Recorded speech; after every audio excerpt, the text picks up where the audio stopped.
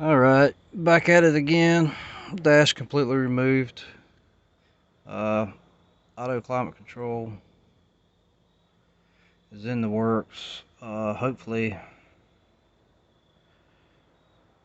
get this thing working. But this is the Yukon. Still pulling. Had to take a break for a weekend. Got tired of looking at it. But back at it again. I got all the wire and harness pulled through the firewall. Got the dash completely out. It's too dark, man. Everything's out. I went ahead and removed all the XM satellite radio stuff and the amp. Didn't need any of that stuff. So far, it's alright. Or is the amp, I think the amp on these is in the center console. Either way, I'm not using any of that. I just want the auto climate, power windows, locks. A couple of the sensors people ask about. Yeah, one here. And then there's another one down here. I'm sure there's others. I know there's an ambient temperature sensor that's in somewhere above the driver's seat.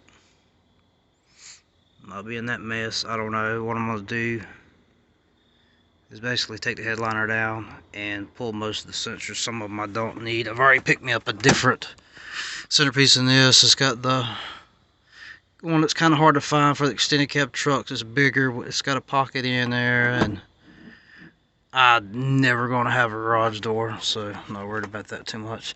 I do like the mirror. I don't know if these are auto dimming or not. No idea. It's got the compass in there. I'm gonna use this. But yeah, went ahead and took everything off the fuse box. Got it pulled through. Wasn't really that bad, especially now that it's warmed up outside. It's like 54 or something now. Last week when I first started was in the 30s, man. That's too much. After working all day, then come out here freezing cold. But that's my next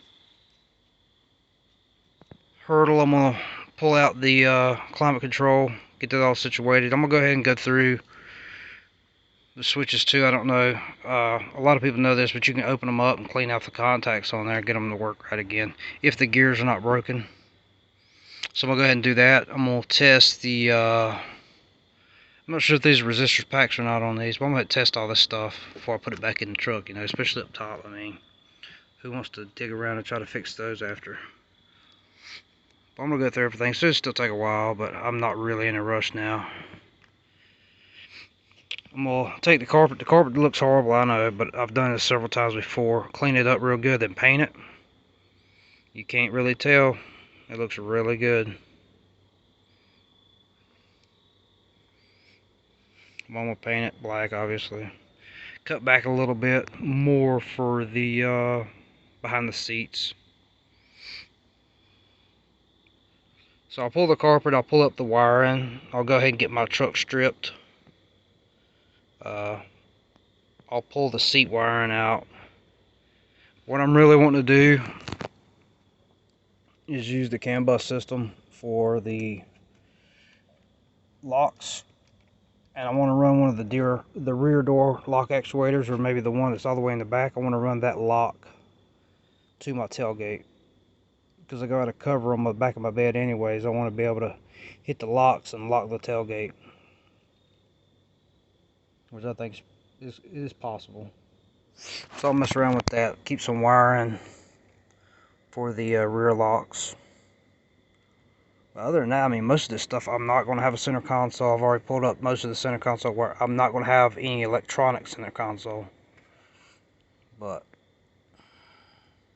shouldn't be too bad, especially once I got all the other crap off the right side of it out. There's all kinds of stuff buried in here. This XM radio and the OnStar the big OnStar box and all that crap. Got all that out of there. It's a little bit easier. I'll keep you updated.